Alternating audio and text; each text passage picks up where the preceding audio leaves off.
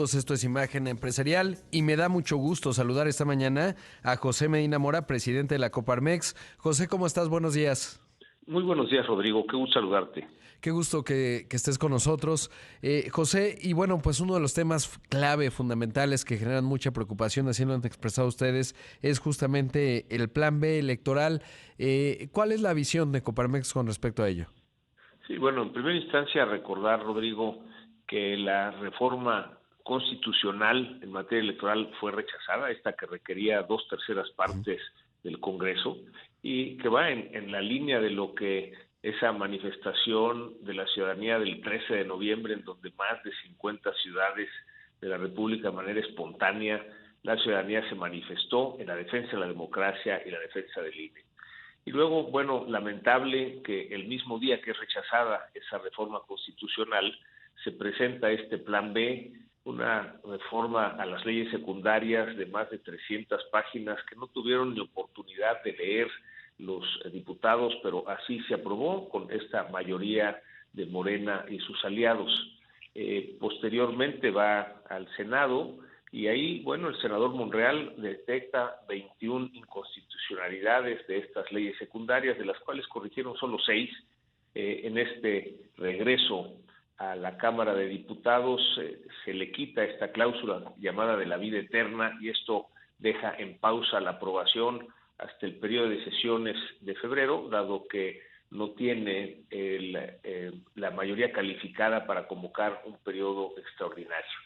Lo que vemos es que este cambio en las leyes secundarias asfixia al INE en el sentido de que le quita varias áreas operativas. Está hablando de alrededor de 2,000 trabajadores del INE que serían dados de baja, el quitar funciones como la fiscalización para ver cómo se van llevando los gastos por cada uno de los candidatos y de los partidos políticos, el quitarle funciones al INE para que candidatos que no cumplan con los requisitos pues no puedan ser candidatos. En fin, nos parece que no va en el sentido de lo que queremos como mexicanos, de que avance la democracia. Recordarás, Rodrigo, que hace un poco más de 3 décadas, cuando en este país decidimos que queríamos democracia y se ciudadanizó el IFE, el Instituto Federal Electoral, o INE, pues hemos tenido un avance en donde pasamos de un país en donde un solo partido político ganaba todas las elecciones, ahora en donde pues ni con las mejores encuestas a veces se conoce quién va a ganar ni por qué diferencia lo va a hacer. Hemos tenido también esta transición, 3 distintos partidos políticos han ganado la presidencia de la República y estas transiciones han sido en paz, así queremos que sigan siendo. Ese es, digamos, lo que como la ciudadanía queremos que siga avanzando la democracia. Sin embargo, con estos cambios a las leyes secundarias, pues sí se altera este proceso democrático y no va en el sentido de lo que nos parece que debe de ir la democracia, y que esto pues genera también incertidumbres en la parte económica, Rodrigo.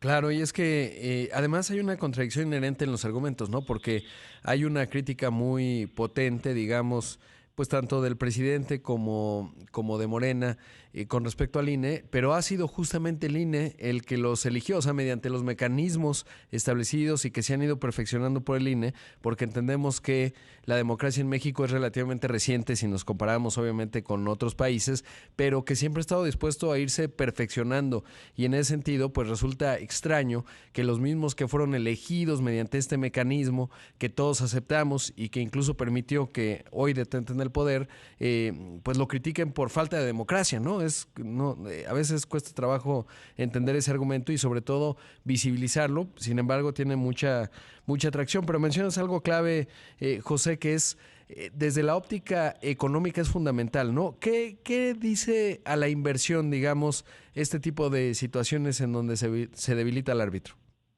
Sí, bueno, por un lado, hay que recordar que México es el único país de América Latina que no ha recuperado el nivel de su economía previo a la pandemia.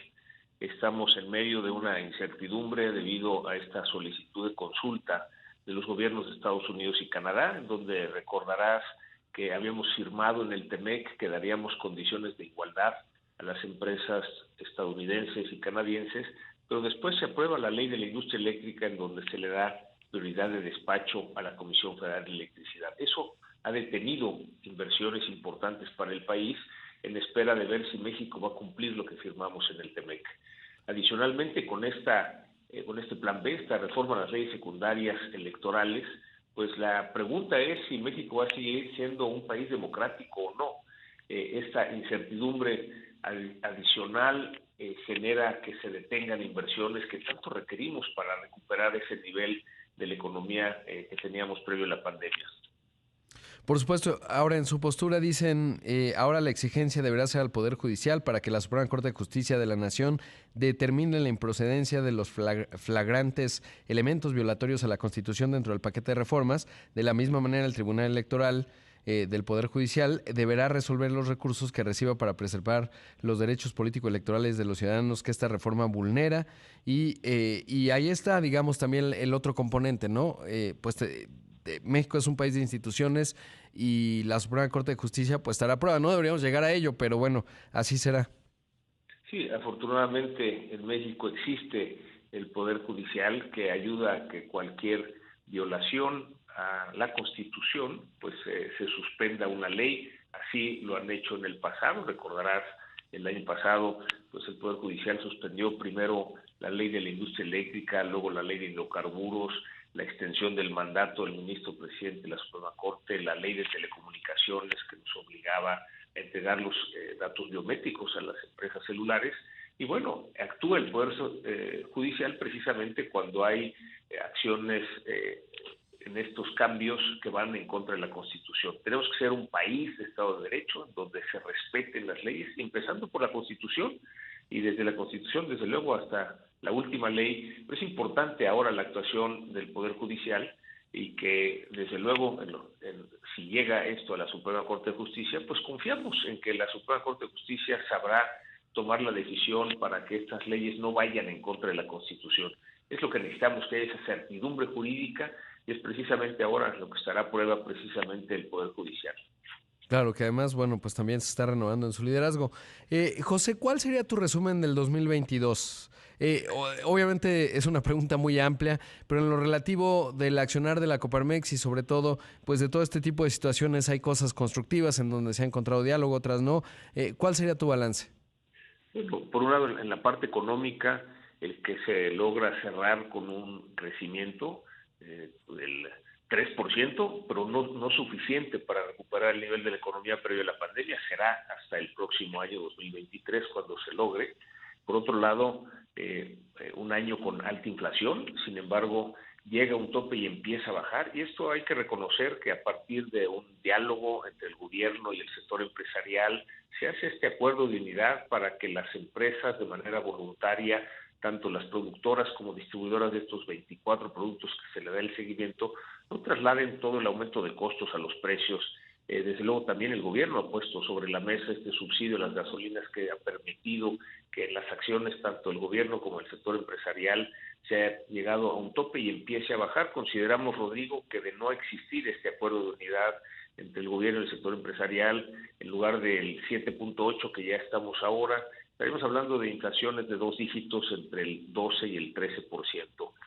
Por otro lado, en la recuperación del empleo, desde luego se recuperó los empleos que se perdieron durante la pandemia. Sin embargo, estimamos que hay un rezago todavía de 700,000 empleos que, siguiendo con la tendencia que teníamos, debíamos haber generado, y estamos precisamente en esas tareas.